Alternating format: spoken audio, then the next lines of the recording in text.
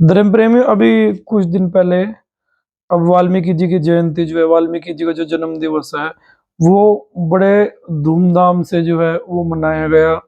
उसके अंदर भंडारों के भी आयोजन हुए, उसके अंदर कीर्तन भजन भी हुआ। कई जगह पे वो रामायण जी का पाठ जो था वो भी रखा गया। उसके अलावा जो समाज सेविकों ने सम्मानित भी किया गया, बहुत बड़ी बड़ी झांकियां निकली, जुलूस निकले। ये सब जो है वो एक संत के एक क्या कहते हैं इतने बड़े आदि कवि जो थे उनके जन्म दिवस पे होता है। हर साल हुआ, इस बार भी हुआ। परंतु इस बार हमने ये सोचा कि श्री वाल्मीकि जी के जन्म दिवस पे हम लोग एक कोशिश करेंगे, एक प्रयास करेंगे कुछ अलग करने का। और वो हमारा प्रयास ये है कि हम अपने इस YouTube चैनल पर रामायण जी को जो है वो वाल्मीकि जी की रामायण जो है, उन्होंने उस रामायण नामक महाकाव्य के अंदर लिखा क्या हुआ है, एक्चुअल क्या है, वो हमने उस दिन ये सोचा कि हम लोग अपने इस परिवार में बैठ के, कि यूट्यूब भी हमारा एक परिवार है, इस परिवार में हम लोग चर्चा करेंगे कि वाल्मीकि जी ने अपने उस महाग्रंथ के अंदर लिखा क्या था जिसकी वजह से वो आदि कवि हुए। तो हम मात्र समझने के प्रयास से हमने जब वो ग्रंथ खोला, तो उस ग्रंथ को हमने पढ़ने का प्रयास किया, समझने का प्रयास किया। तो बार बार पढ़ने के बाद जो है वो हम कुछ छोटे छोटे विषय जो है हम उसे समझने का प्रयास कर रहे हैं। जितना पढ़ रहे हैं उतना आपके साथ साझा करेंगे। उसमें बहुत बड़ी बात आती है कि हम जिस देश के अंदर रह रहे हैं उस देश के अंदर भगवान राम को कुछ साल पहले उनके पात्र को ही काल्पनिक घोषित कर दिया गया था। जन्म ही नहीं हुआ था, समझ लो ऐसा कि राम जी तो जो थे वो थे ही नहीं, काल्पनिक घोषित कर दिया गया था। ऐसे देश के अंदर जहां इतनी बड़ी नेगेटिविटी के अंदर हम लोग जी रहे थे, वहां पे राम जी के अस्तित्व के ऊपर ही सवाल उठ गए थे। तो जब हमने रामायण वाल्मीकि रामायण जी हम पढ़ रहे थे, तो उसके अंदर एक शब्द आया, वो शब्द आया ब्रह्म का। मतलब वाल्मीकि जी जो थे, अब देखो हम लोग जब संतों के बर्थडे पे जाते हैं, जन्म दिवस पे जाते हैं, उनकी जयंतियों पे जाते हैं, वो मात्र कुछ घंटों का काम नहीं होता। संत जो है वो पूरे समाज के लिए प्रेरणा स्रोत होते हैं। पूरे मतलब कि उसके अंदर धर्म का भेद नहीं है, उसके अंदर संप्रदाय का भेद नहीं है, उसके अंदर जाति का भेद नहीं है, उसके अंदर वर्ण का भेद नहीं है। उन्होंने कभी किसी भी संत ने कभी भी ये नहीं कहा कि मेरा ये ज्ञान जो है वो फलाने फलाने बरादरी के लिए, उसके अलावा कोई भी ज्ञान नहीं है। तो संत जो है वो सबके बारे में सोचते हैं और सभी को उनके विचारों पे चलना चाहिए। पहली बात तो ये। और दूसरी बात कि वाल्मीकि जी जो थे, वो राम जी के जो राम राम शब्द है ना, उससे परिचित सिर्फ वाल्मीकि जन्म में नहीं थे।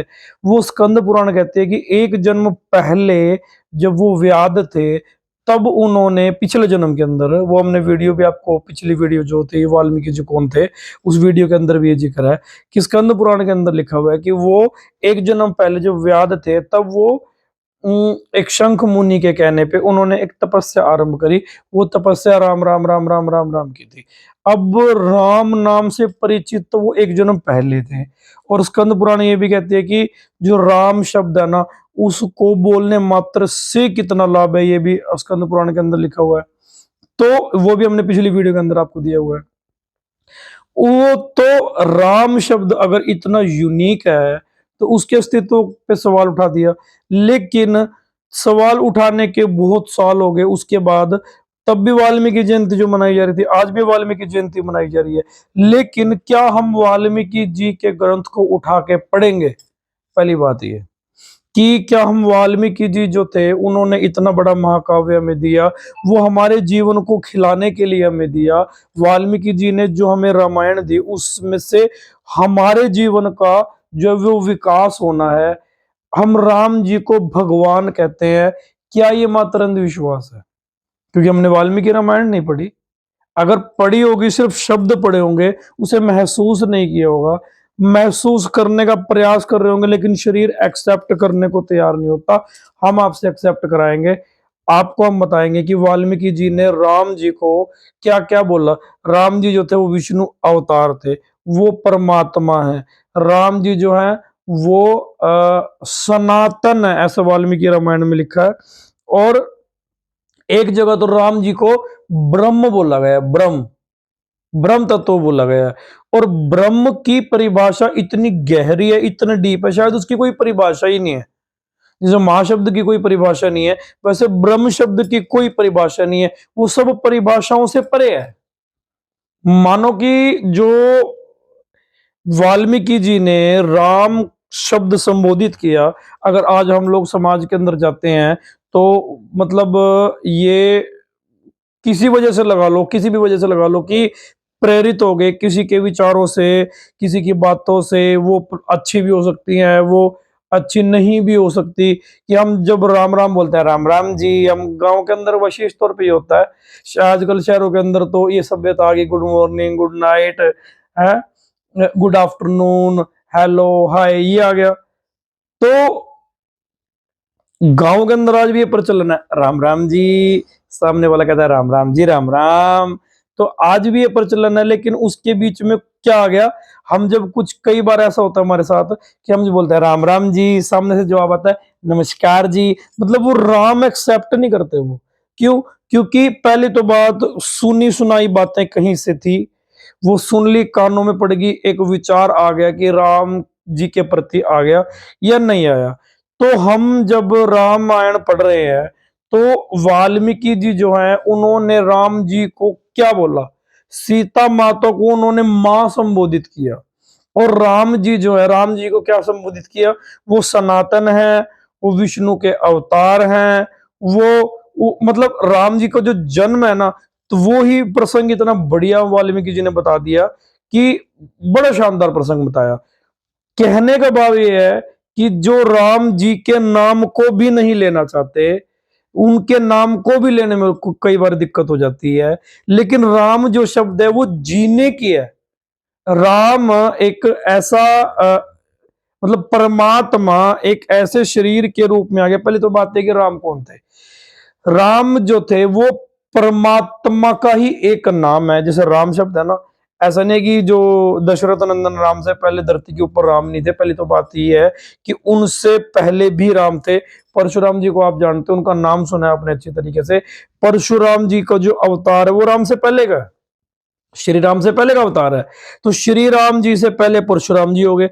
और परशुराम, राम परशुराम का भी जो राम है ना, वो उस परमात्मा या कह लो या उस पर ब्रह्म का नाम राम है। उसके नाम पे ही परशुराम पड़े, उसके नाम पे ही राम, राम शब्द परमात्मा का ही नाम, वह परमात्मा के नाम से कॉपी कर और यहां पेस्ट कर दिया कि राम।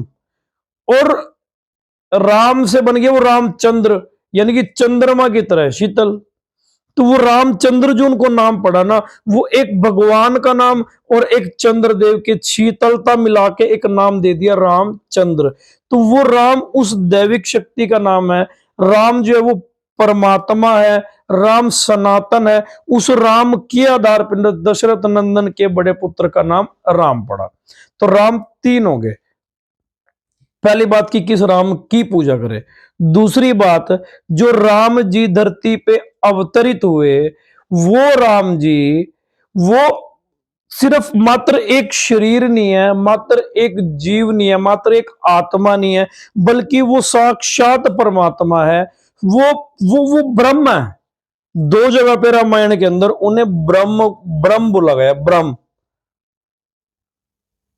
जो नहीं समझे ब्रह्म, उनको हो गया भ्रम। और वो इस भ्रम में जी रहे हैं कि राम जी नहीं है, ब्रह्म। तो एक्सेप्ट नहीं कर पाते।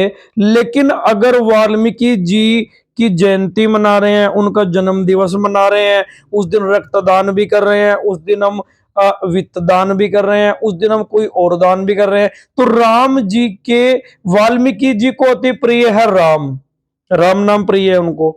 और उन्होंने जो महाकाव्य जो मशहूर हुआ उनका रामायण हुआ, तो वाल्मीकि जी ने रामायण की रचना की। और राम की उन्होंने उन्होंने तो राम नाम की तपस्या की। तो वाल्मीकि जी के जन्म दिवस पर उनको सप्रेम भेंट क्या दी जाए, उनके विचारों पर चला जाए। और उनके विचार है राम के। और राम भी कोई सामान्य राम नहीं, ब्रह्म राम, ब्रह्म। अब ब्रह्म शब्द की परिभाषा हम आपको बताएंगे और हम आपको ये भी बताएंगे कि कहां पे उन्होंने मर्यादा पुरुषोत्तम बोला, कहां पर उन्होंने विष्णु अवतार बोला और किस किस ने राम जी को क्या क्या उपाधियां दी, क्या क्या नाम बताइए। आपको मोटा मोटा सा हम आपको ये बताने वाले हैं। तो आज हम आपको ब्रह्म शब्द के बारे में बताते हैं कि तो वाल्मीकि जी ने भगवान श्री राम को ब्रह्म जो बोला, तो ब्रह्म शब्द की परिभाषा श्री रामकृष्ण परमहंस जी क्या देते हैं, वो कहते हैं कि उसकी कोई परिभाषा ही नहीं है। पहली तो बात, वो कहते हैं कि आप कैसे समझाओगे, समझा ही नहीं सकते। ब्रह्म वो है, जैसे हमसे किसी ने पूछ लिया, हम बंबई गए और हम एक समुद्र को देख के आए, बहुत बड़ा विशाल समुद्र देख लिया। अब बीच पे भी घूम लिए, खाना पीना घूमना फिरना भी हो गया। हम गांव में गए, हमसे गांव में किसी ने पूछा कि क्या देख के आए, तो हमने उसको कहा समुद्र। वो कहते समुद्र कैसा होता है, तो हमने उन्हें बोला कि एक बहुत बड़ा पानी का स्रोत, जल का स्रोत बहुत बड़ा। वो कहते कितना कितना बड़ा, वो कहते हैं क्या उसके अंदर सारी नहरें मिल जाती हैं, कहते इससे भी बड़ा। वो कहते हैं क्या सारी नदियां मिल जाती हैं, कहते इससे भी बड़ा। कितना बड़ा, तो हम उसे परिभाषित नहीं कर पाए, हमारे पास शब्द भी नहीं है बताने के। और जो हमारे पास बताने के शब्द नहीं है, तो वो सामने वाला सोच भी नहीं सकता कि समुद्र कैसा होगा। ऐसे ही ब्रह्म शब्द है, बड़े बड़े संत, बड़े बड़े ऋषि, बड़े बड़े ज्ञानी मुनि वो ब्रह्म शब्द को परिभाषित करना चाह रहे थे पर कर नहीं पाए। मानो जैसे एक नमक की डली निकली हो, नमक का डला होता है ना, इतना मतलब कट्ठा कठोर कठोर नमक जो होता है, उससे हमारे गांव की लैंग्वेज में डला बोलते हैं।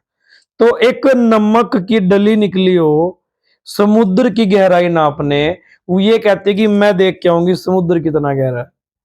तो वो उस समुद्र के अंदर उतरी, कुछ देर के बाद उसमें ही समा गई।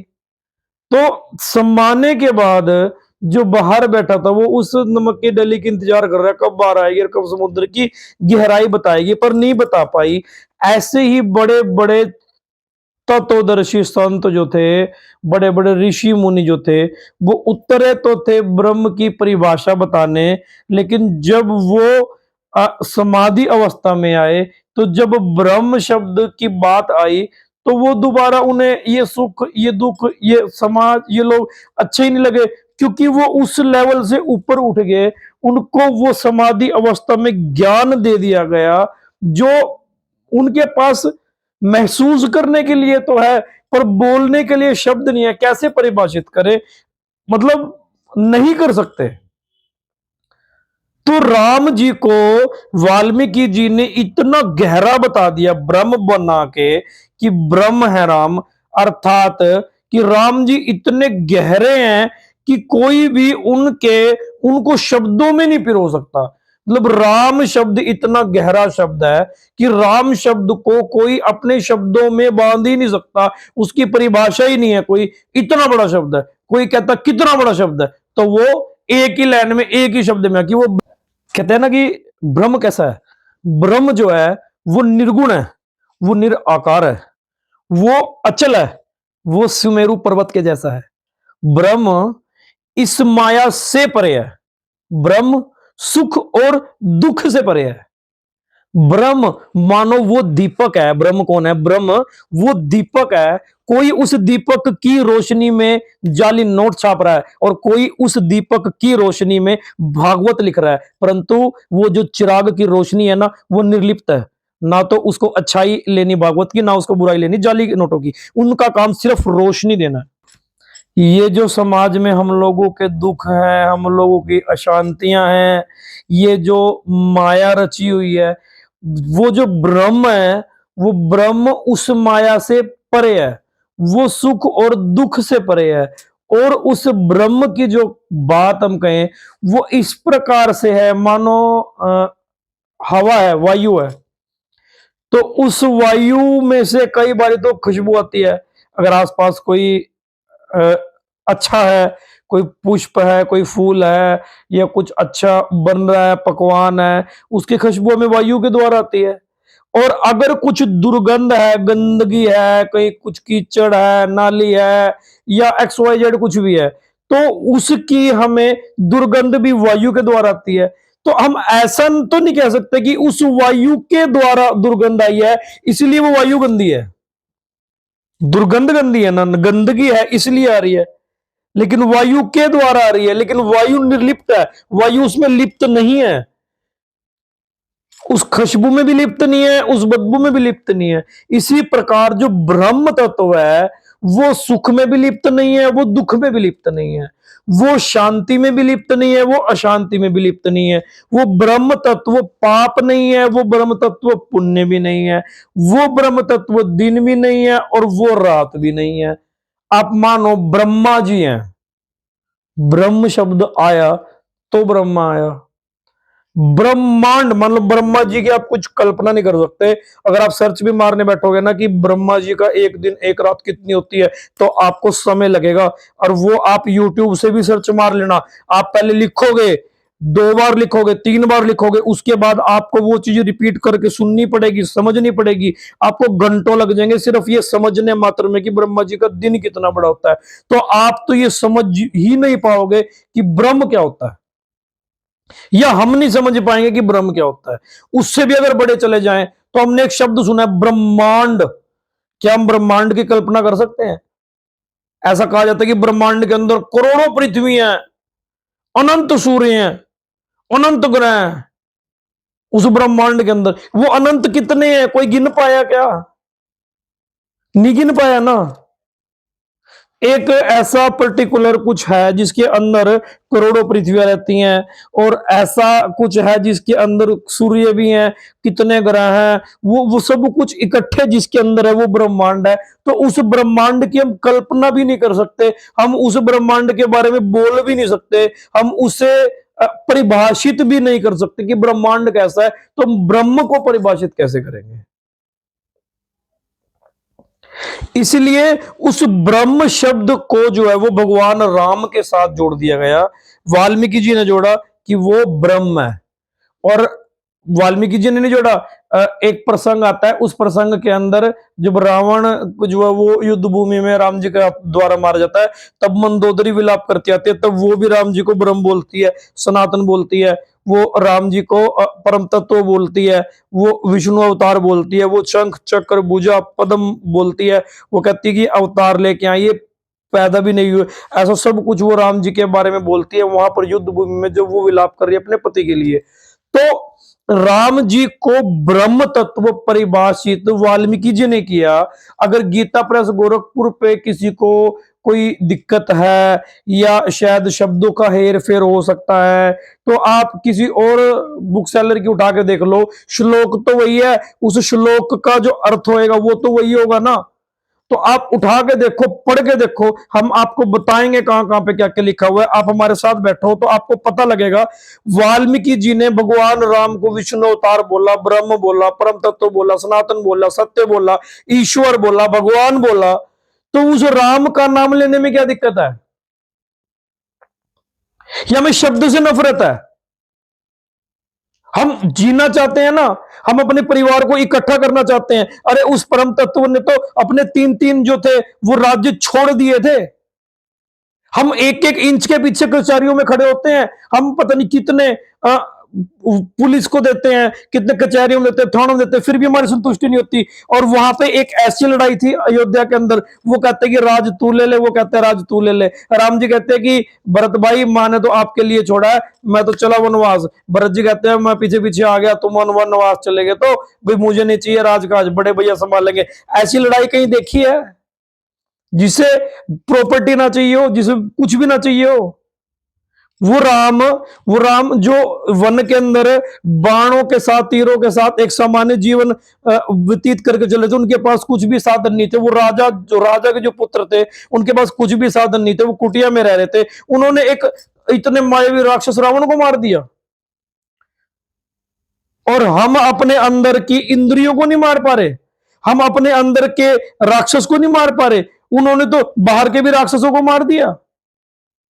तो ऐसे परम तत्वों को उनको समझना पड़ेगा, उनका जीवन जीने का प्रयास करना पड़ेगा। क्योंकि मां की कदर जब करेंगे जब हम रामायण की कदर करेंगे, हम पिता की कदर जब करेंगे जब रामायण की कदर करेंगे, हम भाइयों के साथ प्रेम जब रखेंगे जब रामायण की कदर होगी। हम लोग पत्नी के साथ कैसा वर्तना है, गुरुओं के साथ कैसा वर्तना है, अरे एक एक आचार्य कैसा होना चाहिए, वो आचार्य जो दुश्मन किसी के ऊपर हमला करने के लिए जा रहा है। राम जी जो थे वो रावण और राम जी जो थे वो एक दूसरे के दुश्मन हो गए थे, क्योंकि सीता माता रावण की कैद में थी, तो राम जी उनके ऊपर चढ़ाई करने जा रहे, लेकिन रावण ही पंडित बन के राम जी की पूजा करा रहे हैं। ऐसे अगर चरित्र है ना वो रामायण के अंदर है, और हमें उस रामायण को सिर्फ मत्थे पे लगा के और उनकी धूप बत्ती करके लाल कपड़े में बांध के नहीं रखना है। मेरे साथ बैठो, हम मिलके उस रामायण को पढ़ेंगे और जीने का प्रयास करेंगे। अगर रामायण को जी लिया ना तो जिंदगी बदल जाएगी।